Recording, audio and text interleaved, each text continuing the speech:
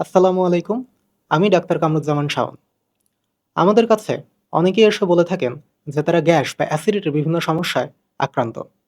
অনেকেই বলেন যে তাদের খাবার গ্রহণের পরে উপরের পেট বা বুক জ্বালাপোড়া করে, খাবার উপরের দিকে উঠে আসে, টক টক স্বাদ অনুভূত হয়। এই সমস্যাগুলোকে মেডিকেল সায়েন্সে গ্যাস বা গ্যাস্ট্রিক বলে আসলে কোনো স্পেসিফিক এন্টিটি নাই। মেডিকেল সায়েন্সে একে বলা হয় গ্যাস্ট্রোইসোফেজিয়াল রিফ্লাক্স ডিজিজ বা জিইআরডি। আজকে আমরা জিইআরডি বা গ্যাস্ট্রোএসোফেজিয়াল রিফ্লাক্স ডিজিজ নিয়ে কিছু কথা বলবো। জিনিসটা আসলে কি? গ্যাস্ট্রোএসোফেজিয়াল রিফ্লাক্স ডিজিজ তার মানে আমাদের পাকস্থলী বা স্টোমাক থেকে খাদ্যের কন্টেন্ট যখন উপরের দিকে মানে খাদ্যনালী বা ইসোফ্যাগাসের দিকে যখন উঠে আসে, তখনই সেটাকে বলা হয় গ্যাস্ট্রোএসোফেজিয়াল রিফ্লাক্স ডিজিজ বা জিইআরডি। কেন এটা হয়? হওয়ার কারণ হচ্ছে পাকস্থলী এবং খাদ্যনালী এই দুইটার মাঝে একটা স্ফিংটার থাকে। একে বলা হয় লোয়ার ইসোফেজিয়াল স্ফিংটার। আমাদের সবারই এই লোয়ার ইসোফেজিয়াল স্ফিংটার একটি ট্রানজিয়েন্ট রিল্যাক্সেশনের মধ্যে থাকে।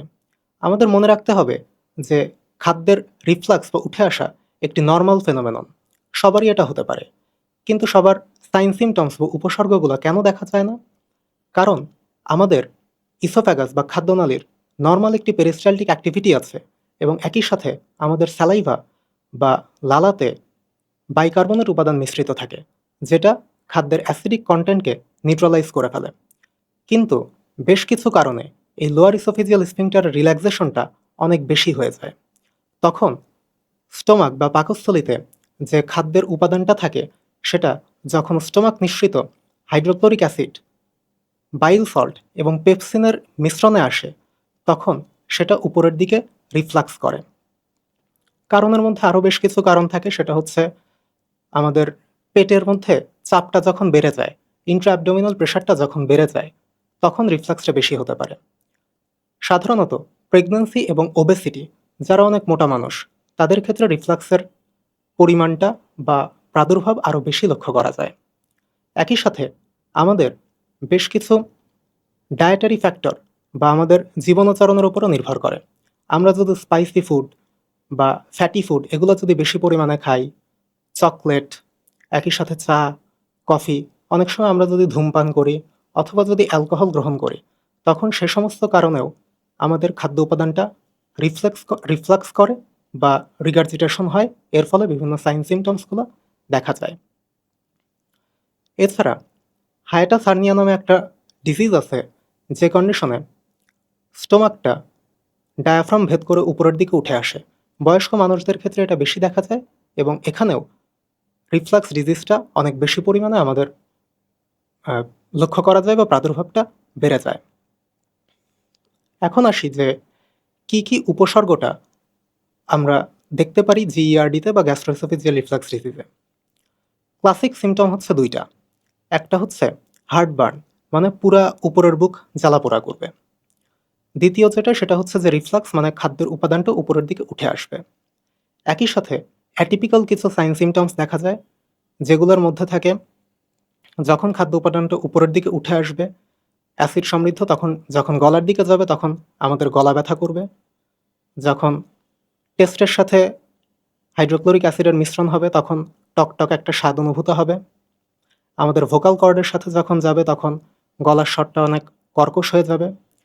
নকচার্নাল পারসিস্টেন্ট নাইট কাফ, মানে রাতের দিকে অনেক বেশি পরিমাণে খুসখুসে কাশি হতে পারে। এছাড়া অনেক লং স্ট্যান্ডিং কেসে, অনেক দীর্ঘ সময় যদি থাকে, তাহলে আমাদের অ্যাজমার মতো সিমটমগুলো দেখা যেতে পারে। বয়স্কদের ক্ষেত্রে পারসিস্টেন্ট ক্রনিক নিউমোনিয়ার অন্যতম একটি কারণ হচ্ছে জিইআরডি। অনেক সময় দেখা যায় যে বয়স্ক রোগীদের কোনো কারণ পাওয়া যায় না, কিন্তু তাদের বারবার নিউমোনিয়া হতে থাকে। এই অ্যাসিডিটির সমস্যার কারণেও বা গ্যাস্ট্রোএসোফেজিয়াল রিফ্লাক্স ডিজিজের কারণেও বয়স্কদের মাঝে এই নিউমোনিয়ার প্রাদুর্ভাবটা লক্ষ্য করা যায়। এখন আমরা আসি যে এই সমস্ত সাইন সিমটমস বা উপসর্গগুলো যদি দেখা যায়, তাহলে পরবর্তীতে আমাদের করণীয়টা কি? প্রথম করণীয় হচ্ছে যে আমাদের জীবনাচরণ বা লাইফস্টাইলটা চেঞ্জ করতে হবে বা পরিবর্তন করতে হবে। কি কি করতে পারি? প্রথম করণীয় হচ্ছে যে কারোর ওজন যদি অনেক বেশি থাকে, অনেক যদি ওবেস থাকে, তাহলে ওজনটা কমাতে হবে। এটা হচ্ছে প্রথম কথা। ওজন বেশি থাকলে অবশ্যই আমার ওজন কমাতে হবে। তারপরে খাদ্যাভ্যাসটা আমাদের পরিবর্তন করতে হবে। বিভিন্ন ধরনের fatty food, spicy food, chocolate, coffee, চা এগুলোর পরিমাণ কমায় দিতে হবে। কেউ যদি ধূমপান করে থাকেন অবশ্যই তাকে ধূমপান বর্জন করতে হবে। কেউ যদি অ্যালকোহল সেবন করে থাকেন তাহলে তার অ্যালকোহলটা একবারে বন্ধ করে দিতে হবে। এছাড়া কিছু ফলমূল থাকে যেরকম টমেটো, আদা, রসুন এগুলোতে রিফ্লাক্সের পরিমাণটা বেড়ে যায়, ট্রিগার ফ্যাক্টর হিসেবে কাজ করে। তাদেরকে অবশ্যই এই খাদ্য উপাদানটা বা যে সমস্ত খাদ্যের জন্য বেড়ে যায় সেগুলা কমায় দিতে হবে। পরিমিত পরিমাণে এক্সারসাইজ করতে হবে সবাইকেই। এরপরে যেটা যে যখন আমরা ঘুমাবো বা শুইতে যাব তখন আমাদের হেড এন্ডটা যেখানে মাথা থাকবে সেই মাথার দিকটা একটু উঁচু করে রাখতে হবে। তাহলে যখন আমরা শুয়ে থাকবো তখন গ্যাস্ট্রিক কন্টেন্টটা উপরের দিকে আসবে না, রিফ্লাক্স করবে না মুখের দিকে। তারপর যেটা সেটা হচ্ছে যে আহ, যখন আমরা ঘুমাতে যাব তখন তার 2 থেকে 3 ঘন্টার মধ্যে আমরা কোনো খাবার গ্রহণ করব না। আর প্রতিদিন ফ্রিকোয়েন্ট স্মল মিল হিসাবে আমাদের খেতে হবে। সামান্য কিছু পরিমাণ খাদ্য আমরা একটু একটু পর পর খাবো। একবারে অনেক বেশি খাবো না, সামান্য পরিমাণে খাবার একটু পর পর আমরা গ্রহণ করব। কার্বোনেটেড বেভারেজ আমাদের কমায় ফেলতে হবে। একই সাথে যে সমস্ত ফলমূলে সাইট্রাস উপাদান থাকবে সে সমস্ত খাদ্য উপাদানও আমাদের গ্রহণ কমিয়ে ফেলতে হবে। এখন আসি যে লাইফস্টাইল মডিফিকেশনের মাধ্যমেও যদি সিমটমগুলো না যায় তখন আমরা কি করতে পারি। তখন আমাদের মেডিকেশনের দিকে যেতে হবে। মেডিকেশনে সচরাচর আমরা যেটা প্রেফার করি সেটা হচ্ছে প্রোটন পাম্প ইনহিবিটর, যেগুলো আমরা ওমিপ্রাজল, ইসোমিপ্রাজল, র্যাবেপ্রাজল এই সমস্ত নামে পেয়ে থাকি। প্রোটন পাম্প ইনহিবিটর ব্যবহার করা হয় সাধারণত 8 সপ্তাহ মতো আমরা ব্যবহার করে থাকি। জিইআরডি বা গ্যাস্ট্রোএসোফেজিয়াল রিফ্লাক্স ডিজিজ যদি হয়ে থাকে তাহলে 8 সপ্তাহের মধ্যেই আমাদের সিমটমগুলো সাবসাইড করে যাবে, পেশেন্ট বেটার ফিল করবে।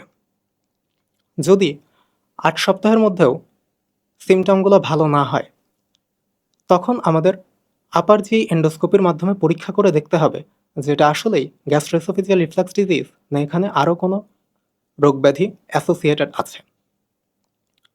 সাধারণত পিপিআই ট্রায়াল ছাড়াও অনেক সময় যদি আরও কিছু সিমটম থেকে থাকে যেগুলোকে বলা হয় অ্যালার্ম সিমটম, তখন আমরা সরাসরি আপার জি এন্ডোস্কোপির দিকে যেতে পারি। অ্যালার্ম সিমটমগুলো কী কী? গ্যাস্ট্রোএসোফেজিয়াল রিফ্লাক্স ডিজিজ আছে, সাথে রিফ্লাক্স হচ্ছে, হার্টবার্ন হচ্ছে, বুক জ্বালাপোড়া করতেছে এবং ওজন অনেক দ্রুত কমে যাচ্ছে, রক্তশূন্যতা দেখা যাচ্ছে, পারসিস্টেন্ট ভমিটিং হচ্ছে, পারসিস্টেন্ট বমি হচ্ছে, বমির সাথে অথবা পায়খানার সাথে রক্ত যাচ্ছে, খাবার গিলতে গিয়ে যদি ব্যথা অনুভূত হচ্ছে বা খাবার গিলতে গিয়ে সমস্যা হচ্ছে, পেটের মধ্যে একটু চাকা চাকা মনে হচ্ছে, এই সমস্ত সিমটমগুলো হচ্ছে অ্যালার্ম সিমটম। সাথে পেশেন্টের বয়স যদি 55 বছরের বেশি থাকে এবং তার যদি রিফ্লাক্স সিমটমগুলো দেখা যায় তখন আমরা পিপিআই ট্রায়ালের আগেই প্রথমেই আপার জি এন্ডোস্কোপি করে দেখে নিব এখানে অ্যাসোসিয়েটেড অন্য কোনো ম্যালিগন্যান্সি বা অন্য কোনো সমস্যা আছে কিনা। গ্যাস্ট্রোএসোফেজিয়াল রিফ্লাক্স ডিজিজ বা জিইআরডিতে আমরা চিকিৎসা হিসাবে ফার্স্ট লাইন মেডিকেশন হিসাবে পিপিআই ইউজ করে থাকি। অনেক সময় পেশেন্ট নিজেরাই বিভিন্ন ফার্মেসির দোকান থেকে কোনো রকম অ্যাডভাইস ছাড়া পিপিআই কিনে র্যান্ডমলি ইউজ করতে থাকেন। এর ফলে বিভিন্ন সাইড ইফেক্ট হতে পারে। প্রোটন পাম্প ইনহিবিটর বা ওমিপ্রাজল, ইসোমিপ্রাজল, র্যাবেপ্রাজল এই ওষুধগুলা অনেক বেশি ব্যবহারের ফলে যে সমস্ত সাইড ইফেক্টগুলো হতে পারে সেগুলোর মধ্যে পড়বে যে আমরা যদি হঠাৎ করে এই পিপিআইগুলো অফ করে দেই তাহলে রিবাউন্ড হাইপার অ্যাসিডিটি হতে পারে। আমার গ্যাস্ট্রিকের সমস্যা হচ্ছে, আমি দোকান থেকে পিপিআইটা কিনে খেলাম, একবেলা দুই বেলা ইচ্ছা মতো খেলাম, হঠাৎ করে বন্ধ করে দিলাম। দেখা যাবে হঠাৎ করে আগের চেয়েও অনেক বেশি পরিমাণে রিফ্লাক্সের সমস্যাটা আমার মধ্যে দেখা যাবে। একই সাথে পিপিআই যদি আমরা অনেক বেশি দিন ব্যবহার করতে থাকি তখন আমাদের আয়রন, ভিটামিন বি 12 এবং ক্যালসিয়াম এর অ্যাবজর্পশনটা ইন্টেস্টাইন থেকে বা গাট থেকে কমে যাবে। যখন ক্যালসিয়ামের অ্যাবজর্পশন কমে যাবে তখন আমাদের অস্টিওপোরোসিস বা হাড় ক্ষয় হতে পারে। আয়রন এবং ভিটামিন বি 12 এর অ্যাবজর্পশন কমে যাওয়ার ফলে আয়রন ডেফিসিয়েন্সি অ্যানিমিয়া এবং vitamin B 12 deficiency anaemia develop করতে পারে। এন্টেরিক বিভিন্ন ব্যাকটেরিয়া থেকে পেটের মধ্যে বিভিন্ন ইনফেকশন দেখা দিতে পারে। স্যালমোনেলা, ক্যাম্পাইলোব্যাক্টর, ক্লস্ট্রিডিয়াম এই সমস্ত ব্যাকটেরিয়া থেকে অনেক বেশি গাট ইনফেকশন হতে পারে। দীর্ঘ সময় যদি আমরা পিপিআই ইউজ করি তাহলে কিডনিতে ড্যামেজ হতে পারে, অ্যাকুইট ইন্টারস্টিশিয়াল নেফ্রাইটিস ডেভেলপ করতে পারে, এর থেকে পেশেন্ট ক্রনিক কিডনি ডিজিজের দিকে যেতে পারে। এরকম বিভিন্ন সাইড ইফেক্ট আছে, এজন্য অবশ্যই পিপিআই বা প্রোটন পাম্প ইনহিবিটর যখন আমরা ইউজ করব তখন অবশ্যই একজন রেজিস্টার্ড চিকিৎসক থেকে পরামর্শ নিয়ে তারপরে আমরা এই পিপিআইটা সেবন করব। এখন আসি, যদি আমরা এই সিমটমগুলা বা রিফ্লাক্স ডিজিজটা যথাসাধ্য ট্রিটমেন্ট না করি তাহলে কি কি সমস্যা হতে পারে। গ্যাস্ট্রোইসোফেজিয়াল রিফ্লাক্স ডিজিজ থেকে ইসোফ্যাজাইটিস হতে পারে, খাদ্যনালীর প্রদাহ হতে পারে, সেখানে স্ট্রিকচার তৈরি হতে পারে, সেই স্ট্রিকচারটা পারফোরেটেড হয়ে বা ফুটা হয়ে অনেক সময় ব্লিডিং হতে পারে, তার ফলে রক্তশূন্যতা বা অ্যানিমিয়া দেখা দিতে পারে। অনেক সময় যেটা হয় সেটা হচ্ছে যে ইসোফ্যাগাস বা খাদ্যনালী যদি অনেক দীর্ঘ সময় পাকস্থলীর অ্যাসিডিক কন্টেন্টের মিশ্রণে থাকে তখন ইসোফ্যাগাসের নর্মাল এপিথেলিয়ামটা ইন্টেস্টিনাল কলামনার মেটাপ্লাসিয়াতে কনভার্ট হয়ে যেতে পারে, যেটাকে বলা হয় ব্যারেটস ইসোফ্যাগাস। এই ব্যারেটস ইসোফ্যাগাস একটি প্রি ম্যালিগন্যান্ট কন্ডিশন, এটা পরবর্তীতে অ্যাডেনোকার্সিনোমা বা ম্যালিগন্যান্সিতে টার্ন নিতে পারে। এই জন্য আমাদের এই ব্যাপারে সতর্ক থাকতে হবে। বাংলাদেশ ফার্মাসিউটিক্যাল জার্নাল 2022 সালে একটি রিসার্চ পরিচালনা করে। রিসার্চের টপিকটা ছিল যে the prevalence of gastroesophageal reflux disease among younger population in Bangladesh. কিছু সংখ্যক মানুষ নিয়ে একটি সার্ভে পরিচালনা করে এবং দেখতে পায় যে 18 থেকে 35 বছর বয়স্ক মানুষের 55.7% মানুষ এই রিফ্লাক্স ডিজিজে আক্রান্ত। কাজেই আমরা বুঝতে পারতেছি যে এই গ্যাস্ট্রোএসোফেজিয়াল রিফ্লাক্স ডিজিজ অনেক বেশি প্রবল। ইয়াঙ্গার জেনারেশন থেকে অবশ্যই ওল্ডার জেনারেশনে এই জিনিসটা আরও বেশি প্রকট। যখন বয়স বাড়তে থাকবে, হজম শক্তির পরিমাণ কমতে থাকবে, হার্টবার্ন, বুক জ্বালা পোড়া, খাবার উপরের দিকে উঠে আসা, এগুলো অনেক বেশি পরিমাণে দেখা যাবে। আমরা যেটা দেখতে পেলাম যে 18 থেকে 35 বছর বয়স্ক মানুষের মধ্যে জিইআরডির প্রিভ্যালেন্স 55.7%। ইয়াঙ্গার জেনারেশনই শুধু নয়, বয়স যত বাড়তে থাকবে তাদের মাঝে গ্যাস্ট্রোএসোফেজিয়াল রিফ্লাক্স ডিজিজের পরিমাণটা আরও বেশি দেখা যাবে। সাইন সিমটমস অনেক বেশি প্রকট হবে, কোনো কোনো সময় সাইলেন্টও থাকতে পারে। এই জন্যে তাদের ক্ষেত্রে বা পুরা জেনারেশনের ক্ষেত্রেই, বয়স কম হোক অথবা বেশি হোক, সবার ক্ষেত্রেই জিনিসটা অনেক বেশি গুরুত্ব বহন করে। কারণ যদি যথাযথ চিকিৎসা না করা হয় তাহলে অনেক সময় সেটা কার্সিনোমাতে রূপ নিতে পারে, ম্যালিগন্যান্সিতে রূপ নিতে পারে, অনেক সময় ব্লিডিং দেখা দিয়ে অনেক অ্যানিমিক পেশেন্ট হয়ে যেতে পারে। এই জন্য অবশ্যই গ্যাস্ট্রোএসোফেজিয়াল রিফ্লাক্স ডিজিজ বা অ্যাসিডিটির সমস্যা আমাদেরকে সতর্কতার সাথে ডিল করতে হবে এবং যদি এরকম সাইন সিমটমস দেখা যায় অবশ্যই চিকিৎসকের শরণাপন্ন হতে হবে এবং সে অনুযায়ী চিকিৎসা ব্যবস্থা গ্রহণ করতে হবে। আশা করছি পুরোটা সময় ধরে আমার বক্তব্য শোনার ফলে আপনারা উপকৃত হবেন। এই বিষয়ে আপনারা নিজেরা সতর্ক থাকবেন, আশেপাশের সবাইকে সতর্ক করবেন এবং আপনারা একটি সুস্থ লাইফস্টাইল লিড করবেন। ধন্যবাদ সবাই।